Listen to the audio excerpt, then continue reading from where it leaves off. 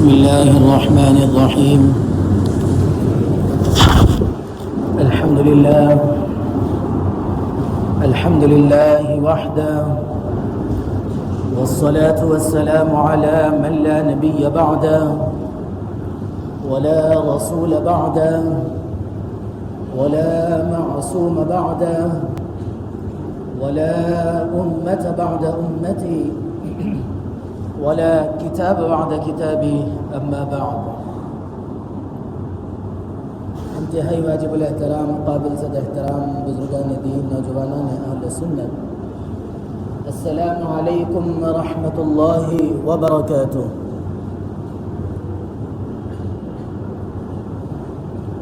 گزشتہ جمعوں میں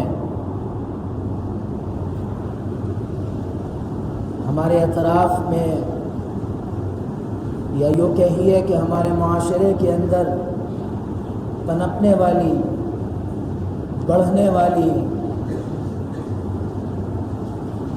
ان بیماریوں کا تذکرہ ہو رہا تھا جن کی اصلاح ضروری ہے. اور جب کسی بات کا تذکرہ آتا ہے تو ہمارا مزاج ایسا ہے کہ ہم اس بات پر عمل کرنے کے بجائے ہمارے ذہنی فطور کی بنیاد پر اس میں تعبیر کرتے ہیں کہ نہیں وہ ایسا کرے تو ایسا ہوتا، ویسا کرے تو ویسا ہوتا. اس قسم کی باتیں یہ ذہنی گندگیوں کی علامتیں ہیں. جن کے دل اللہ کے خوف سے اور جن کے دل نبی کریم علیہ الصلاۃ والسلام کی محبت سے خالی ہوتے ہیں، وہ دین پر عمل کے لیے پس و پیش ہوتے ہیں، آگے پیچھے ہوتے ہیں. آج اگر ایک نظر ڈالی جائے ہم پر اور ان لوگوں پر جو اسلام کے دامن سے وابستہ تو نہیں ہے لیکن اسلامی تعلیمات کو انہوں نے غیر محسوس طریقے سے اپنے معاشرے کا حصہ بنایا. اگر کسی علاقے کے اندر کوئی مصیبت آ پڑتی ہے، خاص طور سے ہماری بستیوں کے اندر پانی آ گیا یا مختلف چیزیں، ایسی حالات کہ جس سے ایک شخص اس کو نمٹ نہیں سکتا بلکہ چند لوگوں کا سہارا اس کے لیے لازم و ضروری بن جاتا. تو ایسے موقع پر ہمارے معاشرے کی صورتحال دیکھیے کہ یہ لوگ ایسے موقع کا فائدہ اٹھا کر قیمتوں کو دگنی کرنا، اپنی ڈیمانڈ کو بڑھا دینا اور اپنے فن کے دکھاوے میں لوگوں کو ستانا، یہ ہمارے معاشرے کا ایک خاص حصہ اور ایک خاص پہچان ہے. جاپان میں پہلے ایسا تھا کہ سیلاب سے دو چار ہوتے رہتے تھے، اب وہ چیز اتنی نہیں ہے. تو جب وہاں پر تباہی آئی، بربادی کی صورتحال آئی، ان لوگوں نے یہ راستہ اختیار نہیں کیا کہ اپنی ڈیمانڈ کرنے لگے، بلکہ ان لوگوں نے اپنے مال جو ان کے ہے، شاپنگ مالز ہے اور جو کچھ ان کے دکانیں ہیں، سب میں چیزوں کو سستے کر دیے یا ان چیزوں کو فری کر دیا. لیکن بعض غیرت مند لوگ وہ تھے جو اپنی غربت کے باوجود ان چیزوں کو لینے کے لیے پیچھے ہٹتے تھے. تو انہوں نے یہ اعلان کیا کہ جس کو جو ہونا ہے ہم کیمرے بھی بند کر دیں گے، ہم لائٹ بھی بند کر دیں گے، جس کو جو ہونا ہے آ کے لے لو. بعض لوگ ایسے تھے جن کی غیرت اور زیادہ تھی، تو ان لوگوں کے لیے ان غیر مسلموں نے یہ فیصلہ لیا کہ جو چیز $10 کی ہے آج وہ $1 میں ملے گی، $2 میں ملے گی. ایسی قیمتیں کم کی تاکہ ان کی رفاہی خدمات ہو سکے اور وہ کر سکے. آج ہمارے خطوں کے اندر ایک مرتبہ ایسی صورتحال آئی تھی بر صغیر کے اندر، کچھ سیلاب کا واقعہ آیا تھا، ایک خاتون ملبے کے اندر دبی ہوئی تھی، اور ہمارے مسلم معاشرے کا ایک شخص جاتا ہے اور اس کا ہاتھ کاٹتا ہے اور اس کے ہاتھ کے زیور نکال کے چل دیتا ہے۔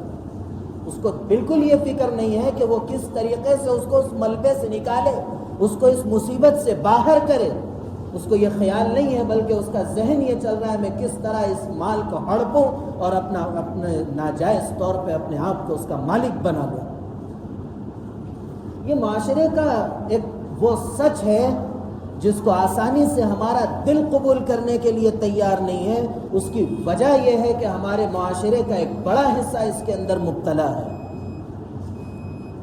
اور پھر جو ہمارے ماں باپ اپنے بچوں سے امید رکھتے ہیں کہ ہمارا بچہ ایسا بنے یا ویسا بنے، جیسا عموماً بچوں کے والدین آ کے شکایت کرتے کہ ہمارا بچہ فلاں رات میں جو ہے جاگ رہا ہے، سوتا نہیں ہے، فونوں میں ہے، فلاں ہے، الا ہے، بلا ہے، بدتر ہے، ان چیزوں کی شکایتیں کرتے۔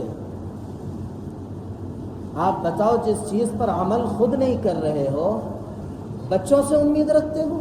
بچے کس کا دیکھ کے سیکھ رہے ہیں؟ وہی اپنے بڑوں کا۔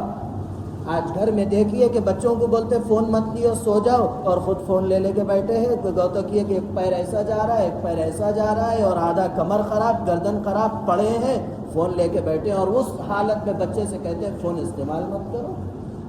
کیسے سنے گا بچہ؟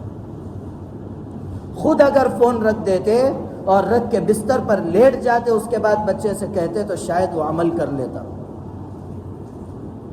آج ہم اس چیز کی تو فکر کر لیے کہ ہم بچوں کے لیے گھر کا سامان تیار کر لیے، گھر بنا لیے، اس کے معاشی انتظام کر لیے۔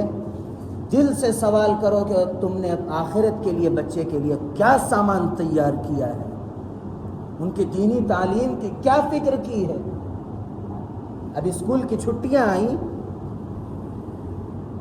اب بچے خالی ہوتے، اب سدھرتا کراٹے، اب سدھرتا گیمنگ، انڈور ہو یا آؤٹ ڈور گیمنگ ہو، یہ چیزیں یاد آتی۔ ارے یہ بدنصیبوں کو یہ کیوں یاد نہیں آتا کہ یہ بچہ قرآن پڑھنا ہی نہیں جانتا، اس کو الف کا بھالا نہیں آتا، یہ اللہ کے کلام کو پڑھنے سے عاجز اور قاصر ہے، یہ اس کو اللہ کے کلام سے جوڑنے کی فکر کیوں نہیں آتی؟ خود کو نہیں آتا، اولاد کو کیا سکھائیں گے؟ خود سورہ فاتحہ پڑھنا نہیں جانتے، خود جو ہے نمازوں کے سورے نہیں جانتے، کیوں فکر کریں گے بچوں کا؟ اگر خود سیکھے ہوتے اور اس وقت بچوں کا سنتے تو اس وقت سمجھ میں آتا کہ بچہ صحیح پڑھ رہا تھا یا غلط پڑھ رہا تھا۔ اب فکر کیجئے، لغویات سے ہٹائیے، بیکار کاموں سے نکالیے۔ ارے ایسا کام کرو جس سے دین کا یا دنیا کا فائدہ ہو۔ کب تک خواہشات نفس پر عمل کرتے کرتے زندگی گزارتے رہو گے اور اسی طرح ناکامی و نامرادی کی زندگی گزار کے اس دنیا سے رخصت ہو جاؤ گے؟ کب تک ایسی نسل در نسل چلے گا؟ ماں باپ بچے کی یہ فکر کرتے ہیں کہ کھانا کھایا یا نہیں کھایا، اس کی نیند ہو رہی ہے یا نہیں ہو رہی ہے، اس کے بدن پر پہننے کے لیے کپڑا ہے یا نہیں ہے، اس کی فکر تو ہے۔ سوال کیا جاتا ہے کھانا اب تک کیوں نہیں کھائے؟ کھا لو، یہ نہیں کھاتے یہ کھا لو، ایسا کھا لو ویسا کھا لو، یہ لا کے کھا لو، یہ لے لو پیسہ، جاؤ جو ہے بازار کی گندگیاں، نوڈلز کھاؤ، فلاں کھاؤ، فلاں کھاؤ، یہ تو دے دیتے۔ ہمدردی کرتے ہیں، لیکن وہ ہمدردی ان کے ساتھ ظلم و زیادتی ہے۔